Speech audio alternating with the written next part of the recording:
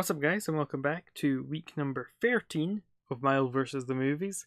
This is my 13th week of my Film a Day movie challenge.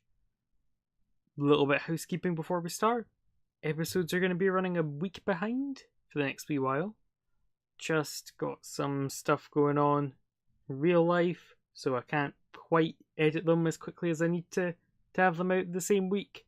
Hope you guys understand.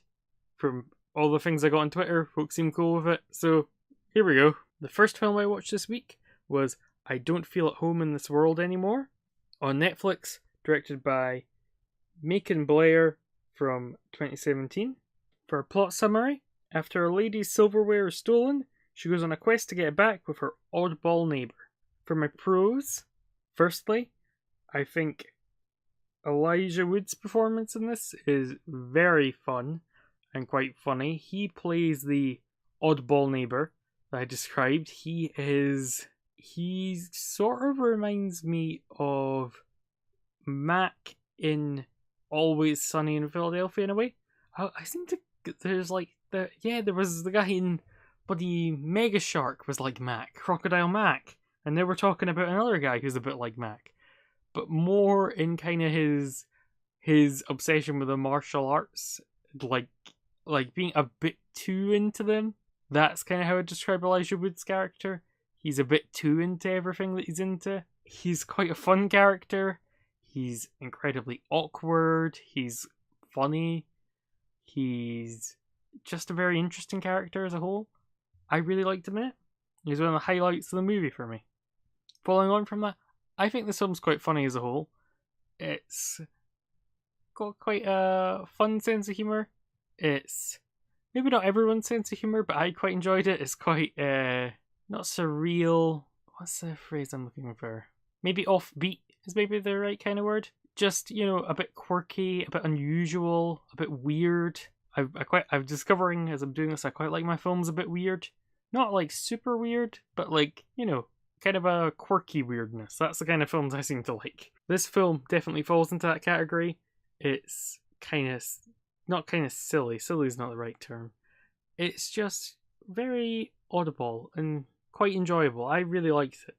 Following on from that, I really like Melanie Lynskey, who plays our main character Ruth, who is basically, I would describe her character as she's kind of a ordinary person who's kind of been pushed to breaking point by just the world around her, and now she's kind of past her breaking point. She's not going to take the world's crap anymore. This feels like this character feels like what the main character Network should have been like, because his mantra in Network is, I'm angry as hell and I'm not going to take it anymore. And that's what this character is like in this movie. She is angry as hell. Everything kind of screwing her over. Just life, people being jerks, all that kind of stuff. And she's not going to take it anymore. And it's a really good character for something like this. She does a really good job portraying it and making you feel sympathetic for her. And it's just a really good performance in it. And for my last pro, I think this film is quite nicely filmed. It's got some nice cinematography. I feel like I use the phrase cinematography a lot when we talk about films, but it's one of the key components of films, isn't it? You want a film that looks, like it's filmed well. And this film is. I thought it looked really good. Like, visually, not as in terms of quality, but it is good in terms of quality as well. I really, really enjoyed this movie. I don't have any cons for this movie, but I'm just going to say it's a 9 out of 10. It just didn't feel like a 10 out of 10 to me. I'm not quite sure why, but just because, there aren't any negatives doesn't necessarily mean it's a perfect film. Because I've given out quite a few 10 out of 10 so far. It just felt like more of a 9 to me. I did really enjoy it though. Do I think you should see it? Yeah, if you're into kind of quirky, kind of offbeat kind of things, it'll definitely be your ticket, because I'm into that kind of stuff, and this film definitely did it for me. I'll happily watch whatever Macon Blair makes next. I'll happily watch things that the cast of in this are in next. It was just really good, and I really liked it. Following that, on the 25th of March, I watched A Cure for Wellness on Netflix, directed by Gore Verbinski from 2016. For a plot summary, an accountant is tasked with collecting an executive from a Swiss health retreat. He soon finds himself trapped in a sinister place. On to the pros. Firstly, I really like the sort of Lovecraftian elements to this kind of story. It's got that kind of town gone mad sort of vibe that a lot of Lovecraft stuff has, where it's like a outsider shows up to a strange town, except in this case replace town with health facility. But an outsider shows up to the new place, everyone in town treats them a bit weirdly, everyone in the town kind of acts weirdly, has weird routines that don't really make sense, and there's some sort of darker, sinister thing going on under the undercurrent. I don't want to talk about other things that are a bit more spoilery, but there are other elements to it that really remind me of Lovecraft, and I quite like those elements. Lovecraft stuff is kind of underused in films, I think, because it's quite interesting, and it makes for good stuff for horror, definitely. For my second pro, I thought the performances were pretty good. Our lead is pretty good. I like Jason Isaacs. He plays the head of the facility that the guy's going to. I've forgotten the name of it. What is it? Oh, it's completely gone from my mind now. Is it something like Bell Aqua or Aquafire Health Center? I can't remember. But I like Jason Isaacs in it. He's, well, for the most part. I'll kind of get into that later on. But I think a lot of performances are alright in it. Particularly, I quite like the main character. He does quite a good job of, acting like the normal person who's thrust into this completely abnormal world. For my next pro, I think some of the visuals in this are really nice. They just do a really good job of presenting things quite well. That things look interesting, they look cool. It's a quite well made movie on a technical level, I'd say. Well, apart from some things, which we'll get into shortly. Because we're now going to go into the cons for this movie. Firstly, I feel this film is far, far too long. It's 2.5 hours, and it feels 2.5 hours. You could easily cut half hour out of this. I think it would honestly work better maybe as a shorter movie, because it just seems to lag and drag, and that's not what you really want in this kind of movie. For my next con, I think the plot is incredibly predictable. There are certain revelations that come out in the plot, and I was like, isn't that obvious? Isn't that super obvious? Like, how is that a revelation? Because it's rather clumsily set up in the most... It's not so much foreshadowing as it's underlining this relevant sentence in the movie, It's very predictable what the revelation is going to be, and then it happens right at the end, like, oh my god, what a twist, and you're like, it's not really a twist, if you tell me. For my next con, I feel like some of there are quite a few upsetting scenes in this, I would describe them as. They feel quite unnecessary. They feel a bit approaching, like, Saw territory. They're not as bad as, like, a Saw film or something like that, but they just feel a bit, like, sometimes in cinema, there's, like, the phrase, like, show don't tell. That doesn't apply, so why am I bringing that up? But I feel like sometimes, as well, not showing stuff in cinema is actually more effective than showing it, because it kind of just leaves it to your imagination. And there's certain scenes in this, I'm like, it would have been a lot more effective to me to just see the aftermath of them rather than what actually occurs, because then, like, your imagination fills in the blanks and it'll fill it in worse than whatever you could put on screen. For my next con, I really dislike the ending 20 to 30 minutes of this movie. It honestly feels like it becomes a different movie at the end. Like, you've kind of got this little horror film and it's going along, doing its whole creepy, thing, its whole little Lovecraft vibe coming along, this little fun little story. And then it just turns into something completely different. And it's bad what it turns into. It's really disappointing, because I was like, this film's alright, this film's pretty decent. Like, maybe sitting about a 7 or 8. And the rating plummeted as the final 20-30 minutes came along. They are really bad. In particular, I've mentioned this, I really dislike the final scene, to the point where I looked up the trivia on IMDb because I was convinced this ending scene was at the studio's request. It feels so out of tone with the story. I mentioned, like, Lovecraft elements. Those stories often have a quite particular ending, a particular type of ending. Again, I'm trying to avoid spoilers here, but I thought that film was heading that way when a certain scene happened, and then it doesn't, and it just ends in a really strange way where I was like, why was that the ending? I honestly think that's why it's not as highly regarded as it is, because if it had a different ending, if you took the last 20 to 30 minutes, refilmed it, and had the ending be different, it could have been a lot better. Like, a lot better. As my last con, this is a minor thing, the people talk about the CGI being good in this, and the CGI is pretty good in this, okay? But that CGI deer is trash, right? A lot of the CGI is really good, don't get me wrong, but the deer that's in this movie looks terribly bad. And it's the first bit of CGI you see, and it's there for quite a bit, and I'm like, oh no, that's bad, don't show that so much. So for my overall rating, I gave A Cure for Wellness a 5 out of 10. Do I think you should watch it? No, to be honest. It has the cool visuals going for it. It has people I like in it, because it's got like Celia Imrie. I never even mentioned her. She's one of the patients, and I really like Celia Imrie.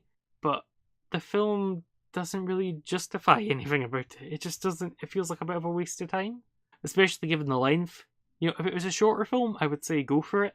But the fact it's 2.5 hours, and I didn't really cover this in the upsetting scenes, because I mentioned there's one. I was thinking more of one scene, and I'd forgotten about another scene that I found upsetting that's in that final 20 to 30 minutes. And it's something that I don't really want to see in a movie at all. It's quite gross. It's quite poor taste with the way the movie deals with it. I'm not keen on that at all. So I don't think you should watch this movie. It's a shame, really, because it feels like a big missed opportunity, because it could have been something so much better than what it actually turned out to be. Following that, on Tuesday the 26th of March, I watched Goodfellas on Netflix, directed by Martin Scorsese from 1990.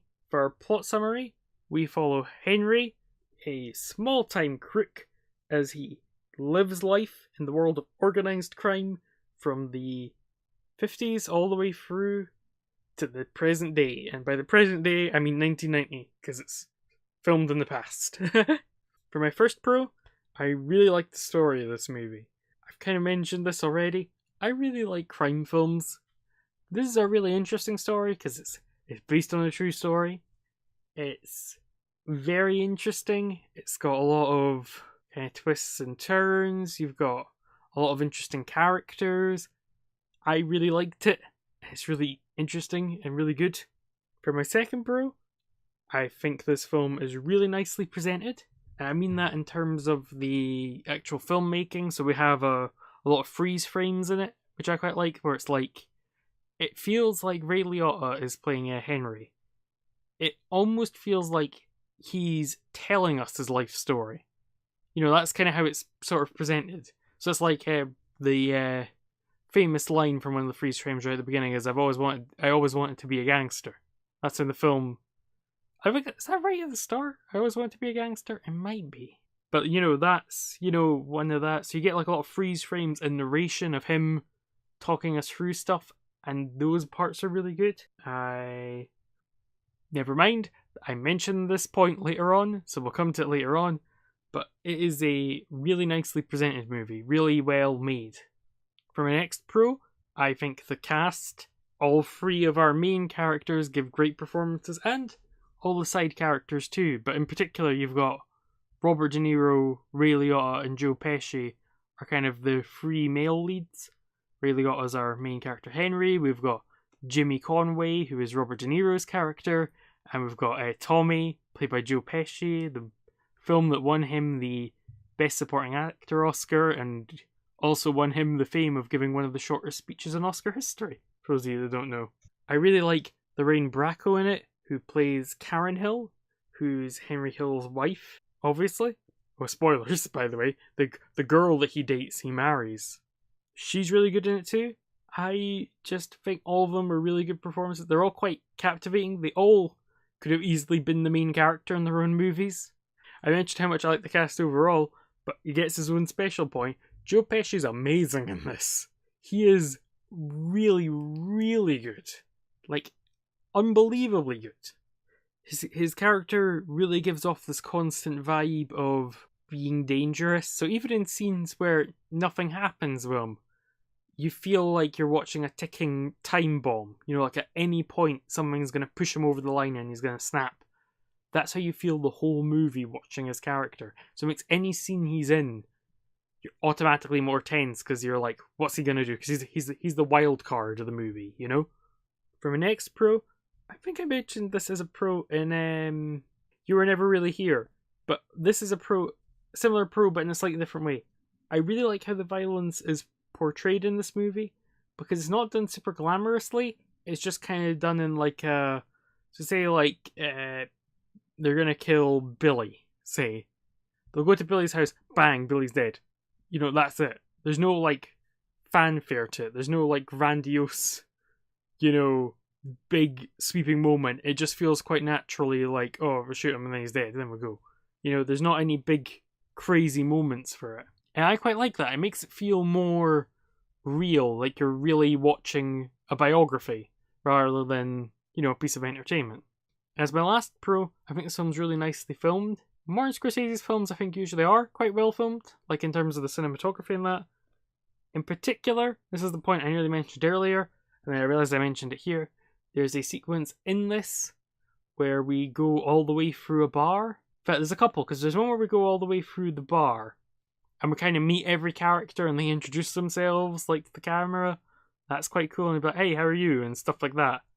That's really fun, and I quite like that. The reason I was going to mention that is it's Ray Liotta's narrating it and introducing it, so that's why it came into my head earlier. There's another sequence as well where he goes into a nightclub with his date, and you follow him all the way through, you know, going through all, like, the kitchens and that to get into the nightclub through the side door, and that's really nicely filmed. This whole film is really well made. My overall rating, that's right, no cons, overall rating, 10 out of 10. This might be one of my favourite films. I really, really like this movie. I know I've said it before that I like films about crime, but this might be... I don't know if it's my favourite crime film. I'd maybe have to watch it and Scarface back to back to pick. I'd maybe pick Scarface because I love the 80s aesthetic of Scarface. But this movie's incredible. Do I think you should watch it? Yes. It is really good. Following that, on the 27th of March, I watched The Polka King on Netflix, directed by Maya Forbes from 2018. For a plot summary, Jan Loan is a polka band leader in Pennsylvania who runs a Ponzi scheme. We follow him as he digs a hole for his grifting. On to the pros. Firstly, I think this is quite an enjoyable story. This is based on a true story, based on a documentary. I think it's called The King of Polka. It's very interesting. It's quite entertaining. It's bizarre because you sort of have this whole central premise of the fact he's trying to build this big empire of being a polka singer, you know? And it doesn't seem like it would be that popular, but it's just makes for a very fascinating story, really. For my second pro, I think it has quite a lot of funny moments, this movie. It's comedy, and some of the moments in it are pretty funny. They're quite enjoyable.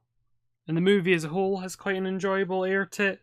For my last pro, I think Jack Black's quite likeable in this. He plays the titular Jan Loan, and from a certain point of view, you could look at this guy and go, he's like a jerk. He's, you know, taking advantage of he's possibly taking advantage of older people and sort of conning them out of their money. But in this, he actually comes across as a sympathetic character. You're actually on his side.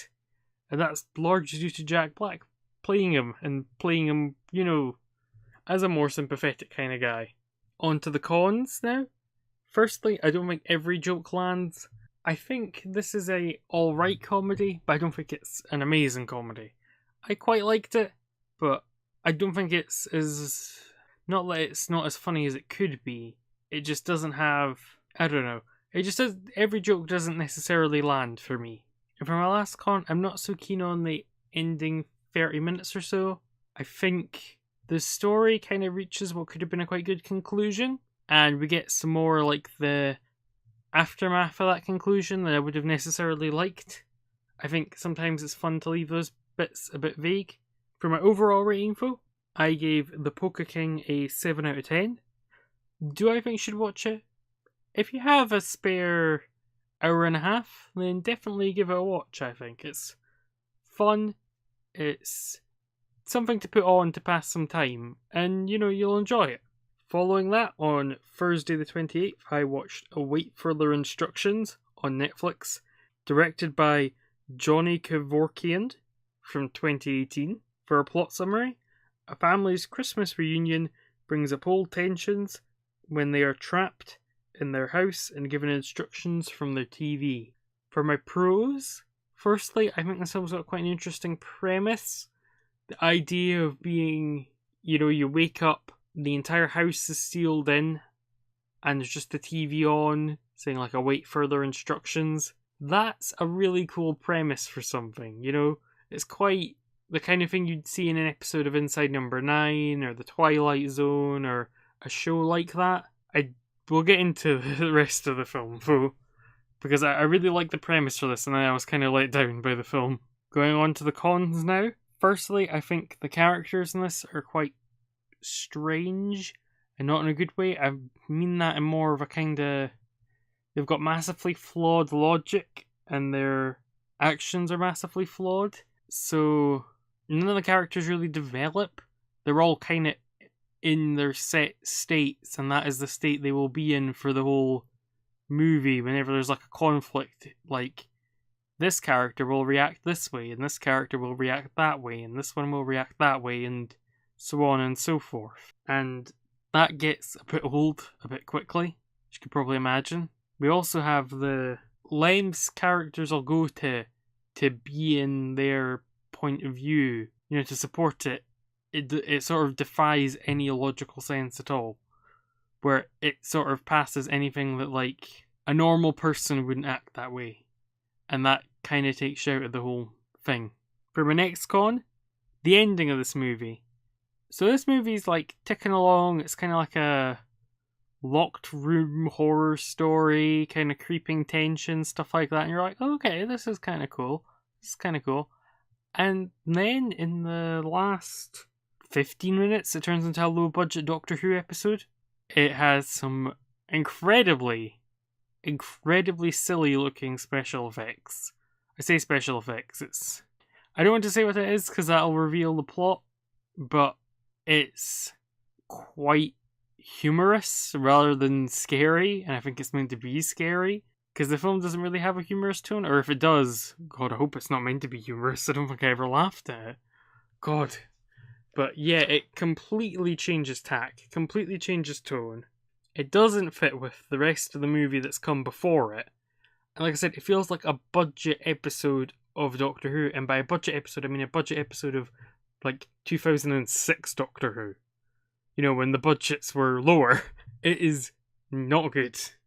Tying in with that, I mentioned this, the effects in this are pretty bad, for the most part. The actual what's sealing in the house, that looks kind of cool, but there's quite bad CGI in this, I think. There's bad practical effects, there's CGI blood, and that's one of my least favourite things in a horror film, because it always looks bad. It's very rare to make CGI blood look good.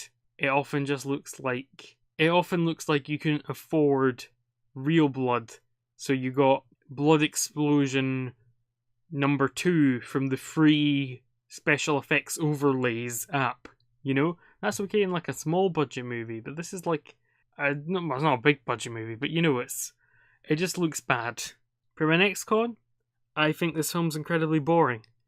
It's once the actual locked house thing starts, we then go through the same conflict with the same characters on the same sides about 6 times. And it just loops over and over and over and over. Where you'll have the father being like, we have to do what the TV says to us to do. And then you'll get the son and his girlfriend be like, that seems like a bad idea. And that'll continue when it's even things like, you get like things where, I'm trying to like invent an example to get an idea of how ridiculous it gets. Okay, well, like, this is an example that's not in the movie to get an idea. It'll be like, oh, you need to stab yourself in the eye. All of you need to stab out one of your eyes. And the dad will then go, well, we'll have to do it, the TV says so. And the son will go, that seems like a bad idea. Why should we stab ourselves in the eyes? That won't help. And then the dad goes, that's a blah, blah, blah, blah, blah. And then that same conflict happens again and again and again and again and again, and then the movie ends. It's quite dull. From an ex-con, we have a lot of characters acting completely illogically. I kind of touched on this earlier. There are things in this where characters say things that are quite sensible and they just kind of get ignored. They get kind of just shut down. I'm trying to think of specific examples from the film and I actually can't remember. That's how unmemorable the film was. For my last con, this film relies far too much on coincidence. So we'll be having a conflict scene. So say we're having the eye stabbing scene, okay? That came up earlier. So the dad will be like, oh, I'm going to stab out my eye. And the son will be like, no, don't do it, Dad. Don't do it, Dad. Or in fact, no, the dad will be going to stab the mum's eye. And he'll be like, don't do it, Dad. Don't stab out mum's eye. And the dad will be like, I have to do it. The TV tells me so. And he's about to do it. He's about to stab her in the eye. And then another character will burst in and go, oh my god, Billy's dead. And they'll all run away and that conflict will just never be resolved. Because I couldn't think of an ending, so Deus Ex Machina, here comes a diversion for the next scene. And that always comes across as really cheap. And it happens like about 3 or 4 times in this movie, in quite major scenes. For my overall rating, I gave Await Further Instructions a 2 out of 10. I'd originally given it 4, and when I think back on it, I think I was being quite generous. It's not a good movie. Do I think you should see it? No. It looks more interesting. The poster, which looks kind of interesting, that's... I'm going to just say this because it's kind of spoilers. That's the end of the movie. That cool looking poster with the guy with the wires, the thing that's on the preview on Netflix, that's the end of the movie. You have to wait to the end of the movie to get to the interesting looking part. It's really disappointing. Following that, on the 29th of March, I watched Contagion on Netflix, directed by Steven Soderbergh from 2011. For our plot summary, a deadly pandemic breaks out. We follow a cast of characters as they try to stop the infection or just live their daily lives. For the pros, firstly, this film feels really well researched. So I have a degree in biology. I don't really mention that often, but it seems well done actually. I was quite impressed. I quite liked they show a part of protein modelling, showing virus interaction, and I used to do stuff like that, and it's the same software I used to use.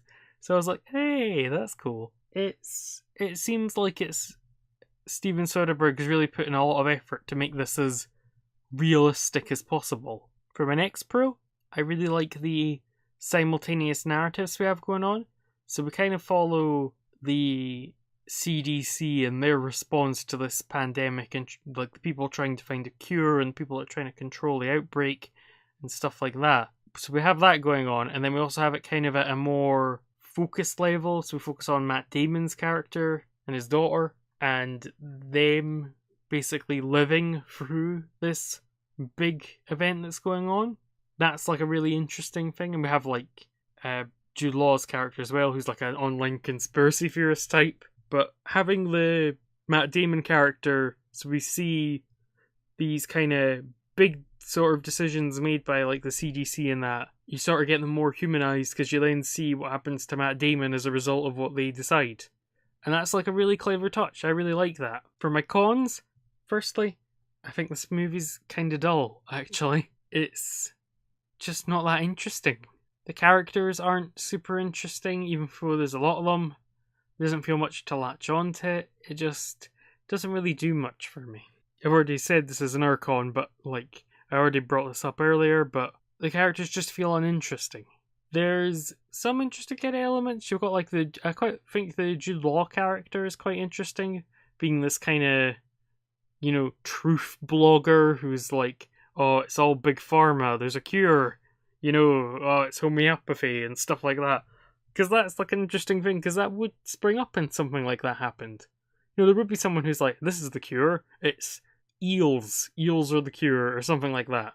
For my overall rating then, I gave Contagion a 5 out of 10. Do I think you should watch it is a difficult one for me to answer, because I do appreciate this film is quite well made. I appreciate all the research that's gone into it. I appreciate a lot of effort's gone into it. And I can understand people probably watching it and thinking, hey, this is a great movie.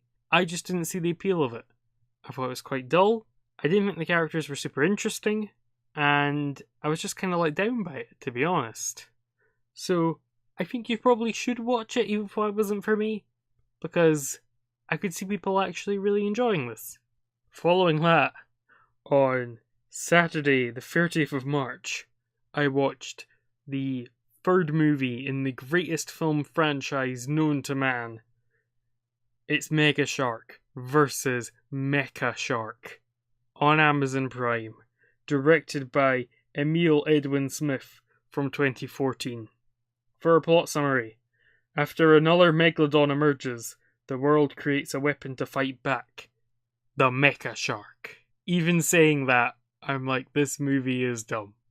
Oh yeah, I forgot about the bad movie credentials. Let's talk about those quickly. It's a movie made by the Asylum. And that's their bad movie credentials. I like how the Asylum is just like a code phrase for bad movie. So we're going to go into the pros. We actually have some for this movie. I think this film has a marked improvement on their CGI. It could just be because this is, I think, 4 years after the last one I watched. But the CGI looks, I'd say, probably PS3 level. Not good PS3 level, but a decent PS3 level. And that's a much better improvement over PS2 level. Mind you, it's still in 2014, so compared to other movies, the CGI is bad. But compared to Asylum movies, the CGI is good. So, that's you got to take what you can find, For an next pro, this film actually has slightly better production values than other Asylum movies. Yes, really, calm down. We have more things being shown. We don't have some of their hallmarks so much. We only get one shot in the helicopter. We only get the helicopter set once. I was like, whoa. We do get a lot of submarines. They have a real thing in the Asylum for helicopters and submarines are their two favourite things. They could put them in every movie if they could. They probably do, actually. But some of the production value is better. Not all of it. We'll get into that. Some of the production value, not so good. But it feels a bit more competently made, And lastly, this film did get some good laughs from me, which is what I'm looking for in these bad movies. I'm looking for something that can make me laugh, And Mega Shark vs. Mecha Shark has a goddamn callback to the most famous scene in the Mega Shark canon of movies. If you've seen the first one, or you've probably seen the clip from the first one that I mentioned, I think, in the last review when I talked about Mega Shark vs. Crocosaurus, there is a particular clip, and they have a callback to it in this one, and it's amazing. I laughed so hard at that clip, I had to stop the movie because I was laughing too hard to know what was going on. Because I was laughing so hard. It was so stupid, and it was amazing. On to the cons now. Firstly, the acting's pretty bad in this one. We don't have a Jaleel White in this one. The acting is pretty bad across the board, from what I can remember. It's just pretty bad. We have Debbie Gibson back. She was in the original installment, and she's pretty bad in this, because the whole time she's smiling like she's having a nice time, which is nice, but she's talking about, oh, this shark's gonna kill everyone in Australia, and she's got like this big grin on her face, like, everyone in Australia is about to die. You're like, what the hell, Debbie Gibson, what you got against Australia? Australia's cool. And she lives in New Zealand. I'm like, what do you think will happen after it kills everyone in Australia? You're right next to him. I did mention the production value was a bit better in some senses, and here we're going to get the sense where it's a lot worse. The sets are pretty cheap. There is so in the titular Mecha Shark, we have just a bunch of bits glued to a cloth wall, which includes, for some reason, there's a wall that's a bunch of CPU fans all stuck to it that all like have LEDs in them. And I'm like, oh, of course, the CPU fan wall. Every robot shark sub needs the CPU wall. Or CPU fan wall, excuse me. The only thing on it is just CPU fans. What's that wall there for? Why are the fans there? They're cooling the wall. It's very strange. As another con, I've mentioned this, we have the helicopter again. I thought we were going to avoid it this movie, and I was going to give it a big plus for avoiding the helicopter, but we had to have it in there. I was like, God damn it, movie. Stop with your weird helicopter obsession. It's like a wee kid like writes these movies, and like the helicopter is like their favourite mode of transport, you know? And they're like, it has to have a helicopter in it. And for my last con, well, is this my last con? I think this is my last con.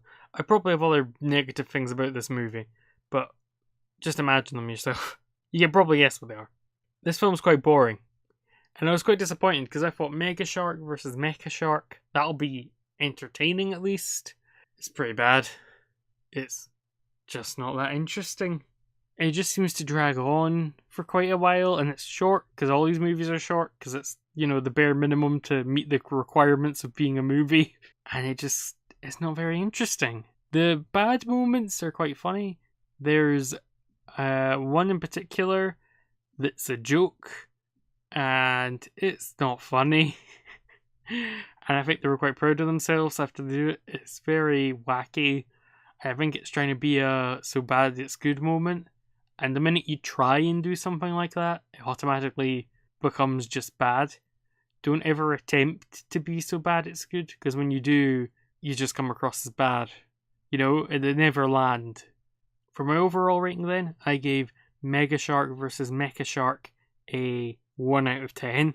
I probably wasn't so harsh on the con list as I could have been. I could have gone through every single point and talked about how bad it was, but this whole movie was just a real mess.